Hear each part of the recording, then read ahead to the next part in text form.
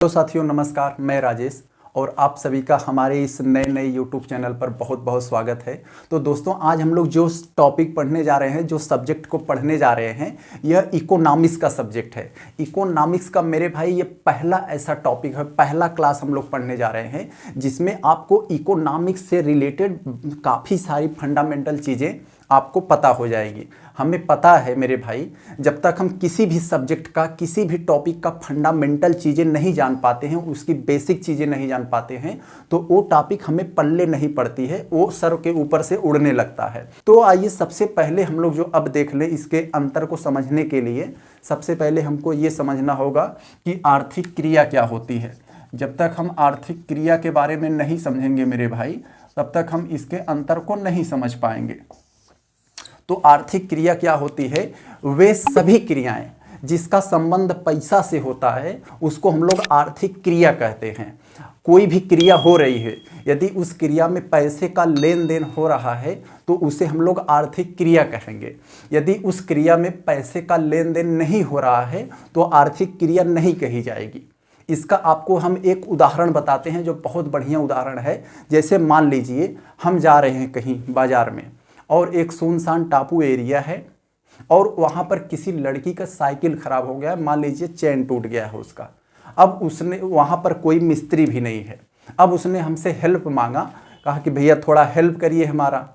तो हम वहाँ पर गए तो कुछ ईंटा पत्थर उठाए और उसका ठोक पीट कर उसका चेन बना दिया और साइकिल फिट हो गई और वह हमें थैंक यू बोलकर चली गई।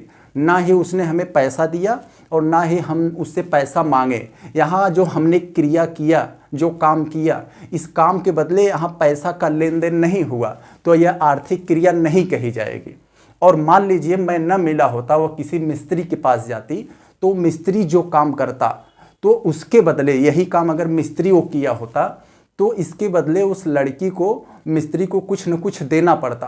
कुछ न कुछ देने का मतलब मेरे भाई ये है कि पैसा देना पड़ता, आप कुछ दूसरा न समझ लीजिएगा।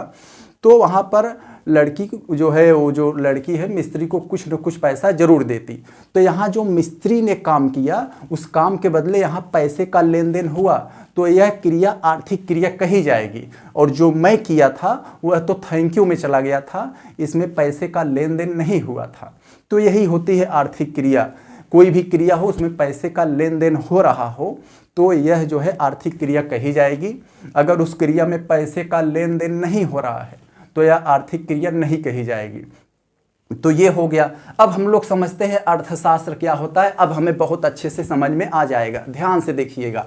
अर्थशास्त्र क्या होता है कि आर्थिक क्रियाओं का अध्ययन करना ही अर्थशास्त्र कहलाता है। इसकी सबसे बेसिक परिभाषा है।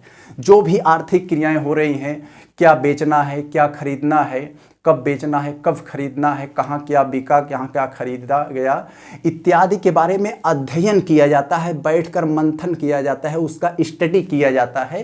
तो यह जो है अर्थशास्त्र कहलाता है। यह इसकी बेसिक परिभाषा हो गई। तो अब आप सोचेंगे कि भैया अर्थव्यवस्था क्या कहलाता है? तो अर्थव्यवस्था भी जब यही आर्थिक क्रियाएं घटित हो जाती हैं, यहाँ अंतर है। आर्थिक क्रियाओं का अध्ययन करना अर्थशास्त्र कहलाता है और जब आर्थिक क्रियाएं घटित हो जाती है, घटित हो रही होती है, कोई चीज़ बिक रहा है, कोई चीज़ खरीदा जा रहा है, तो यह जो है अर्थव्यवस्था के अंतर्गत आ जाती है। अब हम देखते हैं कि अर्थशास्त्र को कुछ विभिन्न अर्थशास्त्री आए और अपने अपने मत के अनुसार अलग अलग परिभाषा दिए कि भैया अर्थशास्त्र ये है, फिर उन्होंने कहा अर्थशास्त्र ये है। उसके बाद कुछ लोग और आए, वो कहे भैया अर्थशास्त्र ये है। तो अब हम लोग देखते हैं मेरे भाई, अर्थशास्त्र के जो जनक हैं, इसके जो जनक है मेरे भाई, अर्थशास्त्र के पिता जिसे कहा जाता है, वह एडम स्मिथ को कहा जाता है। एडम स्मिथ आप बहुत बड़े अर्थशास्त्री थे। इन्हीं को जो है अर्थशास्त्र का जो है पिता कहा जाता है, अर्थशास्त्र का जनक कहा जाता है। एडम स्मिथ ने ही 1776 में, मेरे भाई यहाँ ध्यान रखिएगा, 1776 में एक किताब लिखी थी जिसका नाम था द वेल्थ ऑफ नेशन। इसी किताब में इन्होंने अर्थशास्त्र को धन का विज्ञान कहा था और इनका पूरा जोर यह था कि हम लोग कोई भी काम करें उससे पूंजी सृजन पर जोर दें, यानी इनका उद्देश्य पूंजी सृजन पर था। तो ये चीज़ें पूछा जाता है खूब कि अर्थशास्त्र का जनक कौन थे, तो एडम स्मिथ। एडम स्मिथ ने किस बुक में कहा था अर्थशास्त्र को धन का विज्ञान? तो बुक का नाम है द वेल्थ ऑफ नेशन। ये बुक कब छपी थी? 1776 में। तो ये हो गया एडम स्मिथ के बारे में। एडम स्मिथ में किस पर जोर दिया कि वहाँ कहा कि भैया हम लोग कोई भी काम करें उसमें पूंजी का सृजन होना चाहिए, पूंजी बननी चाहिए। तो इसी के बाद मेरे भाई मार्शल साहब आए, ये अर्थशास्त्री, बहुत बड़े अर्थशास्त्री ये भी थे। मार्शल साहब ने कहा कि भैया आप एडम स्मिथ साहब आप सही कह रहे हो कि कुछ भी करें उससे पूंजी का सृजन होना चाहिए, पूंजी की बननी चाहिए, लेकिन इनके थोड़ा सा अलग परिभाषा दी। कहा भैया अर्थशास्त्र का मतलब यह होना चाहिए कि जन कल्याण के लिए उस पूंजी का जो आप सृजन कर रहे हो उसे बचा के रखना नहीं है, उसका जो है जन कल्याण के लिए खर्च करना है। तो यानी मार्शल साहब ने क्या कहा कि इन्होंने पूंजी को जन कल्याण के लिए बताया, कहा कि जो पूंजी होती है जन कल्याण के लिए होना चाहिए। तो इसके बाद ये आए रॉबिन्सन साहब, इन्होंने बहुत बढ़िया परिभाषा दिया। इन्होंने एक लिमिटेशन का परिभाषा दिया। कहा कि अर्थशास्त्र का मतलब यह होता है कि कम से कम संसाधन का उपयोग करके अधिक से अधिक उद्देश्य की पूर्ति कर लेना ही अर्थशास्त्र होता है। सब लोगों ने कहा कैसे? कहा कि देखिए हमारे देश में जो है, हमारे इस पूरे विश्व में जो होता है संसाधन की कमी है, पैसे की कमी रहती है, चाहे जो देश भी होता है। तो वहाँ पर जब पैसे की कमी है तो कम से कम पैसा, कम से कम संसाधन खर्च करके अधिक से अधिक संतुष्टि पा लेना, अधिक से अधिक उद्देश्यों की पूर्ति कर लेना ही अर्थशास्त्र है। तो आपको एक इसका उदाहरण बताता हूँ। इसका उदाहरण क्या है, ये एग्जाम्पल आप समझ जाएंगे। मान लीजिए आप हैं, एक सिनेमा आई है, मान लीजिए दृश्यम 2। तो आप कह रहे, आप जो है हम आपका दोस्त है, आप हमसे कह रहे हो भाई हमें कुछ 500 रुपया दे दीजिए, हम सिनेमा देखने जाएंगे। तो हमारे पास मान लीजिए 100 रुपया है, हम आपको 100 रुपया दे दें, भैया जाओ सिनेमा देख लो। अब आपको 500 रुपया चाहिए था, मैंने आपको 100 रुपया दिया। तो आप सोचोगे कि यार गर्लफ्रेंड भी है मेरी एक, उसे भी सिनेमा दिखाने ले जाना है, हम भी सिनेमा देखेंगे, किराया लगेगा। अब वहाँ पर हम लोग सिनेमा देख कर निकलेंगे, कुछ खाएं पिएंगे। तो यहाँ पर क्या होगा कि आपके सामने खर्च बहुत ज़्यादा है। फिर आप क्या करोगे, भैया हम गर्लफ्रेंड को हटा देते हैं, मतलब हटा नहीं देते हैं, गर्लफ्रेंड को सिनेमा बाद में दिखा देंगे, पहले हम जाके देख लें। तो आपने गर्लफ्रेंड को जो है वहाँ से हटा दिया, तो आप जोड़ रहे हैं आपका खर्च 200 रुपया आ रहा है। फिर आप सोचोगे यार हमारे पास तो 100 रुपया है, अब क्या करें? तो आप जो है सोचोगे यार हम पैदल चले जाते हैं और सिनेमा देखकर निकलेंगे तो कुछ खाएंगे भी नहीं, सिर्फ सिनेमा देखेंगे, हमारा जो मेन उद्देश्य है उसको करेंगे। तो आपने 100 रुपया में उसी सिनेमा को देख लिया, एडजस्ट कर लिया आराम से। तो यही होता है, कम से कम संसाधन का उपयोग करके अधिक से अधिक संतुष्टि पा लेना, अधिक से अधिक अपने उद्देश्यों की पूर्ति कर लेना ही अर्थशास्त्र है, जो रॉबिन्सन साहब ने बताया। यहाँ संसाधन का कम खर्च करके और उद्देश्यों की पूर्ति कर लेना है, यही होता है। तो अब हम लोग ये देख लिए, ये मतलब अर्थशास्त्र को देख लिए क्या है इसकी नॉर्मल परिभाषा, और तीनों लोग अर्थशास्त्र के बारे में क्या क्या बोले हम लोग इसको समझ लिए। अब हम लोग थोड़ा सा देख लेते हैं कि अर्थशास्त्र के जो प्रकार होता है। तो मेरे भाई अर्थशास्त्र के 2 प्रकार होते हैं, एक माइक्रो इकोनॉमिक्स और एक होता है मैक्रो। ये चीज़ें आप लोग बहुत ध्यान से समझिएगा। ये जो माइक्रो का मतलब छोटा, सूक्ष्म, व्यष्टि जिसे हिंदी में कहा जाता है, ये इसको कहा जाता है व्यष्टि अर्थशास्त्र, और इसको कहा जाता है समष्टि अर्थशास्त्र। तो इसको समझ लीजिए, जो अर्थशास्त्र 2 प्रकार का होता है, एक व्यष्टि अर्थशास्त्र और एक समष्टि अर्थशास्त्र। इसे इंग्लिश में माइक्रो और इसे मैक्रो। अब हम लोग देखते हैं ये व्यष्टि अर्थशास्त्र क्या होता है। यह छोटी अर्थव्यवस्था के बारे में बात करता है। अब जैसे मान लीजिए यह अर्थव्यवस्था है, यह इतना, केवल इतने के बारे में बात करता है कि कंपनियां या उद्योग में क्या बनेगा और उपभोक्ता क्या खरीद रहा है, बाजार में क्या बिक रहा है, उपभोक्ता, कंपनियां, बाजार इत्यादि के बारे में जो अध्ययन करता है, इसे जो है व्यष्टि अर्थशास्त्र या माइक्रो इकोनॉमिक्स कहा जाता है। यह छोटे स्तर की अर्थव्यवस्था की बात करता है। अब हम लोग अगर मैक्रो इकोनॉमिक्स को देखें मेरे भाई, मैक्रो इकोनॉमिक्स क्या होता है, यह संपूर्ण अर्थव्यवस्था के बारे में बात करता है। ये इतना बड़ा अर्थव्यवस्था है तो ये पूरे अर्थव्यवस्था के बारे में बात कर रहा है कि यानी कि गरीबी कैसे कम होगी, बेरोजगारी कैसे दूर होगी, महंगाई कैसे कम होगा, और जो है नोट कैसे छपेगा, नोट कब बंद होगा, कितनी नोट छपेगा, मुद्रा क्या होगी, इन सभी के बारे में जो अध्ययन बड़े बड़े जो है डिसीजन लेता है, जो बड़े अर्थव्यवस्था की बात करता है, इसे जो है समष्टि अर्थशास्त्र कहा जाता है। तो इतना आप लोग समझ लिए, हम लोग देख लिए। अब बहुत बेहतरीन ढंग से हम लोगों ने देखा कि अर्थशास्त्र क्या होता है, यानी आर्थिक क्रियाओं का अध्ययन करना ही अर्थशास्त्र होता है। अर्थशास्त्र के जनक एडम स्मिथ 1776 में किताब लिखी द वेल्थ ऑफ नेशन। इसी में इन्होंने जो है अर्थशास्त्र को धन का विज्ञान कहा और इन्होंने पूंजी सृजन पर जोर दिया। फिर मार्शल साहब आए, मार्शल साहब ने कहा कि भैया पूंजी का उद्देश्य जो होता है जन कल्याण के लिए होना चाहिए, तब अर्थशास्त्र होगा। फिर आए रॉबिन्सन साहब, रॉबिन्सन साहब ने कहा कि कम से कम संसाधन का खर्च करके अधिक से अधिक उद्देश्यों की पूर्ति कर लेना, यही अर्थशास्त्र होता है। फिर अर्थशास्त्र के हम लोग प्रकार देख लिए, एक व्यष्टि अर्थशास्त्र माइक्रो और एक समष्टि अर्थशास्त्र मैक्रो। तो इन सभी के बारे में हम लोगों ने बहुत बेहतरीन ढंग से देख लिया। अब हम लोग चलते हैं अर्थव्यवस्था। अर्थव्यवस्था क्या होती है इसके बारे में देख ले मेरे भाई। इसका शब्द जो है अर्थ, अर्थ का मतलब होता है मनी और व्यवस्था का मतलब होता है मैनेजमेंट।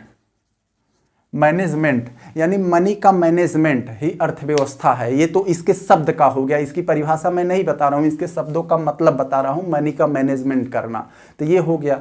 अब इसकी अगर हम लोग परिभाषा की बात करें तो अर्थशास्त्र में क्या था कि आर्थिक क्रियाओं का अध्ययन करना अर्थशास्त्र कहलाता है। लेकिन यहाँ क्या है, अर्थव्यवस्था क्या है कि आर्थिक क्रियाएं जब घटित होती हैं तो वह अर्थव्यवस्था कहलाता है। तो ये चीज़ें हो गया। अर्थव्यवस्था जो होती है यह किसी देश की औकात बताती है कि कोई देश आर्थिक रूप से कितना मजबूत है, यह अर्थव्यवस्था बताती है। जैसे अभी जो है क्या होता था, अभी जो रिपोर्ट आई है, इस रिपोर्ट में बताया जा रहा है कि भारत जो है पूरे विश्व की छठी सबसे बड़ी अर्थव्यवस्था था, लेकिन अभी हाल ही में भारत जो है पूरे विश्व की 5वीं सबसे बड़ी अर्थव्यवस्था बन गया। यानी भारत ने ब्रिटेन को पछाड़कर, पहले 5वें नंबर पर ब्रिटेन था, तो ब्रिटेन को 6वें नंबर करके भारत की जो है सबसे बड़ी 5वीं सबसे बड़ी अर्थव्यवस्था बन गया भारत। तो ये हो गया। सबसे नंबर 1 पे जो है अमेरिका, दूसरे पे चाइना है, उसके बाद सब हैं। तो आप लोग देख लीजिएगा। तो ये हो गया अर्थव्यवस्था। अर्थव्यवस्था किसी देश को यह बताती है कि कोई देश आर्थिक रूप से कितना मजबूत है। तो ये चीज़ें हम लोगों ने देख लिया, बहुत ही बेहतरीन ढंग से देखा कि अर्थशास्त्र और अर्थव्यवस्था में अंतर क्या होता है। मुख्य अंतर यही होता है अर्थशास्त्र और अर्थव्यवस्था में कि अर्थशास्त्र जो है आर्थिक क्रियाओं का स्टडी करता है, अध्ययन करता है, और अर्थव्यवस्था क्या है, आर्थिक क्रियाओं को घटना देखता है। आर्थिक क्रियाओं के घटना को ये जो अर्थव्यवस्था कहा जाता है। अर्थशास्त्र जो होता है यह जो थ्योरेटिकली होता है, और अर्थव्यवस्था जो होता है यह प्रैक्टिकली होता है। अर्थशास्त्र जो होता है यह अध्ययन करने की चीज़ है और यह जो है घटित होने की चीज़ है। इन सभी को हम लोगों ने देख लिया। अब हम लोग देखते हैं एक बहुत बड़ी बात, अर्थव्यवस्था के क्षेत्र क्या क्या होते हैं मेरे भाई। ये आपको जान लेंगे तो ये परीक्षा में खूब पूछा जाता है, दबा दबा के पूछा जाता है कि अर्थव्यवस्था के क्षेत्र क्या क्या है। तो मेरे भाई अर्थव्यवस्था के मुख्य रूप से 3 क्षेत्र हैं। एक प्राथमिक क्षेत्र प्राइमरी सेक्टर, और एक द्वितीयक क्षेत्र सेकेंडरी सेक्टर, और एक तृतीयक क्षेत्र जिसे टर्शियरी सेक्टर कहा जाता है। अब होता क्या है, प्राइमरी क्षेत्र क्या होता है, इसमें मुख्य रूप से कृषि, केवल कृषि नहीं, मुख्य रूप से कृषि होता है, और कृषि के साथ साथ ये वानिकी होता है, पशुपालन, मुर्गी पालन, मत्स्य पालन, और ये सभी जो है ये सभी खनन होता है, उत्खनन होता है। इन सभी ये सभी क्रियाएं जो होती हैं ये प्राथमिक क्षेत्र में आता है। आप लोग खनन और उत्खनन में अंतर समझा दें थोड़ा सा। खनन का मतलब इंग्लिश में माइनिंग होता है।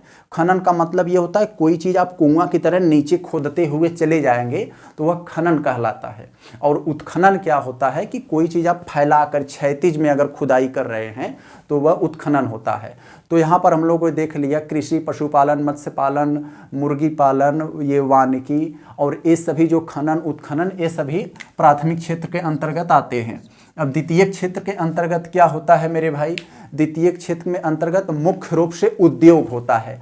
उद्योग हो गया बिजली सप्लाई, वाटर सप्लाई, और ये सभी जो होते हैं ये द्वितीयक में आते हैं, यानी सेकेंडरी सेक्टर में। और एक चीज़ यहाँ और ध्यान रखिएगा, जो प्राइमरी सेक्टर का यानी प्राइमरी सेक्टर का जो उत्पाद होता है वह द्वितीयक से ये सेकेंडरी सेक्टर में आकर इसका मॉडिफिकेशन किया जाता है।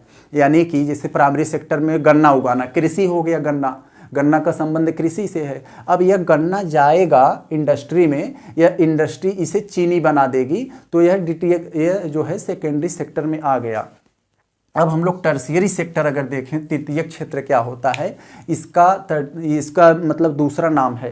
तृतीयक क्षेत्र को सेवा क्षेत्र भी कहा जाता है।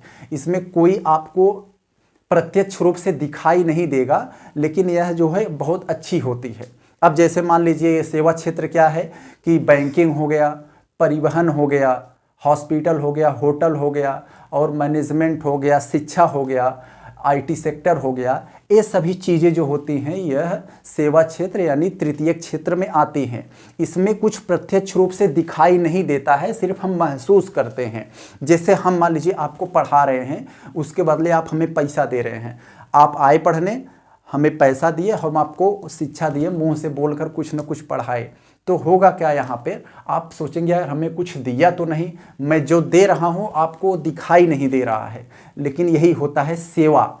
हम जैसे मान लीजिए गाड़ी चला रहे हैं, आपको गाड़ी से बनारस से जो है लखनऊ पहुँचा दे रहे हैं, तो वहाँ क्या होगा कि आप सोचेंगे यार हमारा पैसा ले लिया, हमें कुछ दिया नहीं, तो मैंने कुछ दिया नहीं, एक प्रकार से आपको सेवा प्रदान किया है। यह होती है सेवा, इसी को तृतीयक सेवा क्षेत्र कहा जाता है। और ऐसे सभी क्षेत्र हैं, जैसे मान लीजिए होटल है, होटल पार्क हो गया, पार्क में आप घूमने गए, टिकट लिए, फिर घूम घाम चले आए, आपको लगा यार हमें कुछ मिला नहीं, हम फालतू खर्च कर दिए, लेकिन वहाँ क्या होगा, एक प्रकार से आपको सेवा प्रदान किया गया है, आप उस सेवा का लाभ उठाए हैं। तो यही होता है मेरे भाई तृतीयक क्षेत्र। तब हम लोगों ने देख लिया, बहुत ही अच्छे ढंग से देख लिया